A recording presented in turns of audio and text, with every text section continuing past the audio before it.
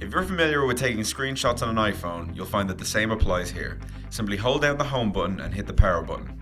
This will capture an image of whatever's on the screen. When you display the lock screen, you'll notice a picture icon in the lower right corner. Hitting it will present a slideshow, your iPad displaying every photo you have on it. While there are 4 apps preloaded in the dock, you can actually add up to 6 in it. Simply press and hold down any app and drag it to the dock. Just double tap the home button and press and hold on one app till they all start shaking on the screen. Tap the red circle in the running apps to close them.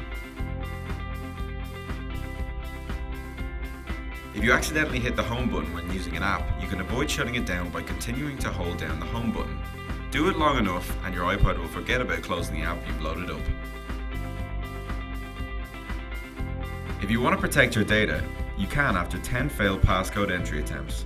In Settings in General, go to Passcode Lock and check Erase Data. Sometimes you want to work without any distractions, and the side switch does just that. If you go into Settings, General, you can set the switch to lock in either Portrait or Landscape mode.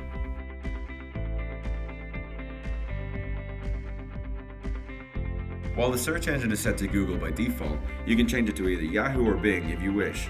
In Settings, go to Safari, and then Search Engine.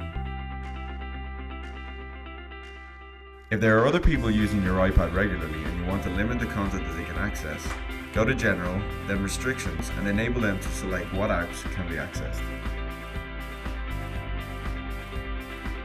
If a numerical password isn't strong enough, you can make it more complex. In Settings, go to General and then Password Lock and turn off Simple Password. You'll then be prompted to enter your old and new password.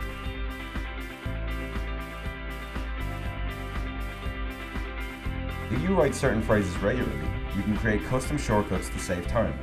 In Settings, go to General, then Keyboard, and then Add New Shortcut. Here you can create your own shortcut phrases.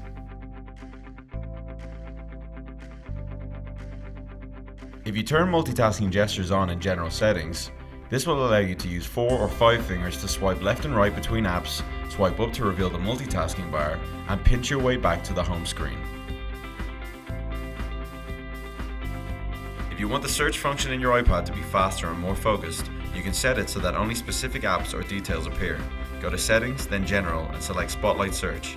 Here you can choose what appears the next time you search. In Google Maps, you may have noticed a dog-eared page icon on the lower right corner. Press it and it turns the traffic overlay on. You'll be able to see how quickly traffic is moving, green meaning it's going at a regular speed, and orange and red showing if it's going slower than expected. If you come across a word you don't understand, select it by touching and holding it, then tap Define or Dictionary.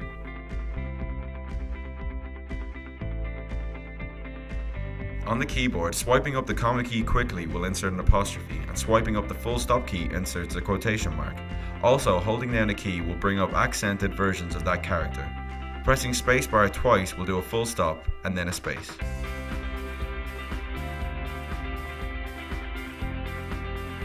Instead of going into the iPad's music player, you can immediately access it by double tapping the home button and swiping it to the right.